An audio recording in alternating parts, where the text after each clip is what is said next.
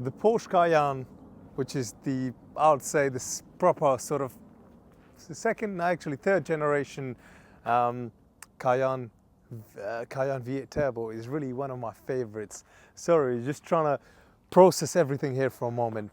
So obviously the first generation, I think they ran from sort of early 2000s until about 2009, and then from 2010 until 2014 they had that second iteration of it, and this is really the third iteration that they continue to run up until 2017, 2018.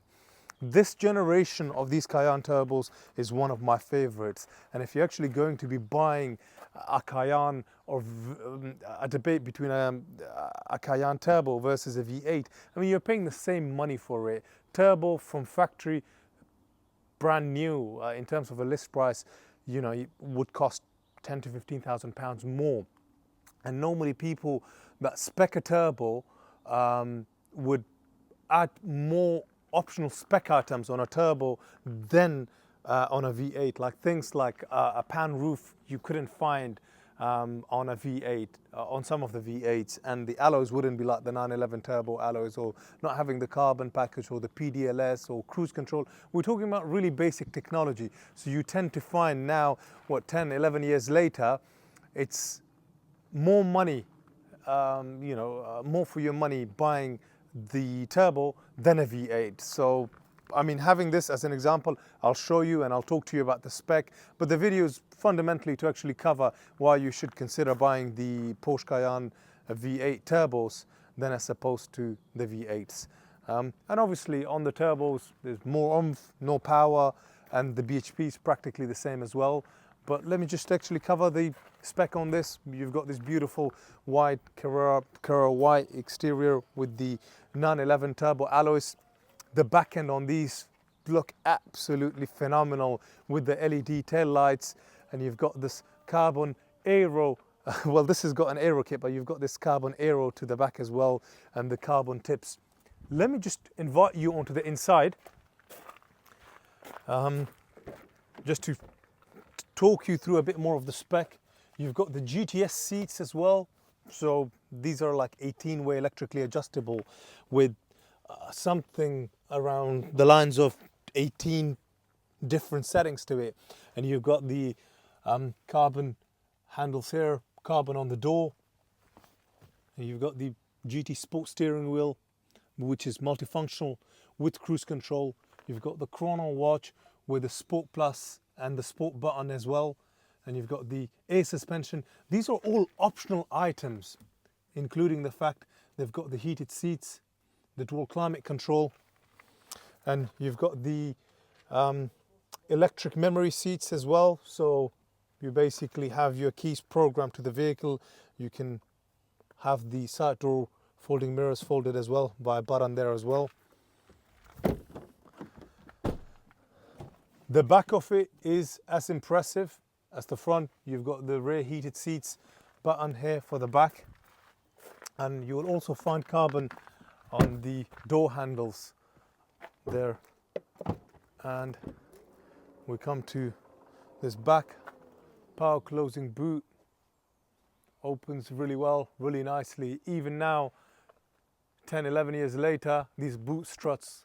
And this goes back to the whole build quality on the Porsche Cayennes in comparison to some of the other SUVs. I mean, i.e., let's talk about the Range Rovers. Now, being behind the wheel on one of these, when you actually compare it to the Range Rover, Vogue or the Range Rover Sport, what the Porsche Cayenne turbos, even the V8s or even the sort of other Cayennes offers is really reliability. Porsche have a very loyal base of customers, and ultimately you're not having the issues of insurance through the roof here in the UK, because they're so easily stolen, the Range Rovers, and therefore it's put off a lot of people from actually buying the Range Rovers or just not being able to insure it again.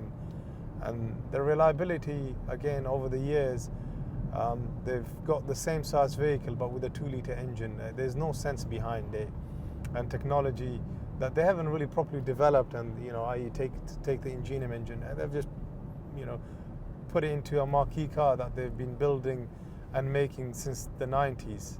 But ultimately, I don't know where the thinking of these people at JLR is. Yeah, it's a nicely well-designed product, but really, in reality, out there in the real world, there's a lot to say about them. Whereas these reliability, phenomenal reliabilities, we talked about the boot struts, it's still working like new. And as long as you keep and stay on top of the standard servicings, these last absolutely forever. Now, values-wise, this would have been picked up by somebody 2 years ago for £30,000, and it's still worth it. This is listed for £28,000 with the spec this has. This is easily worth, 30, 35 grand. All depends on how it is marketed, and just the kind of a customer that you get for it. It's done at the moment, as it stands, it's done 56,000 miles, and again, I couldn't speak any more higher of the V8, the Porsche Cayenne turbos or the V8s. I think it's a phenomenal product, very, very well designed product, and they've just improved it. So well, considering this is something that's only been around for circa 20 to 25 years. That's a real testament to Porsche bringing in an SUV. Traditionally, they were always known for building the best sports car in the world, which is the Porsche 911, which obviously its predecessor was the Porsche 356, and every way you look at it, beautiful product, well designed, well built. These handle phenomenally well. In terms of the performance figures, the performance figures on this is also through the roof. You're looking at from the 4.8 litre V8 twin turbocharged engine producing 513 brake horsepower, 743 Newton meters of torque. That pulling strength is absolutely phenomenal. A 0 to 62 miles per hour possible in 4.3 seconds. This is quicker than a 2011 plate Porsche 911 Carrera S or Carrera 4S, and the top speed being a phenomenal 183 miles per hour. And this is all ingrained in this body of the SUV.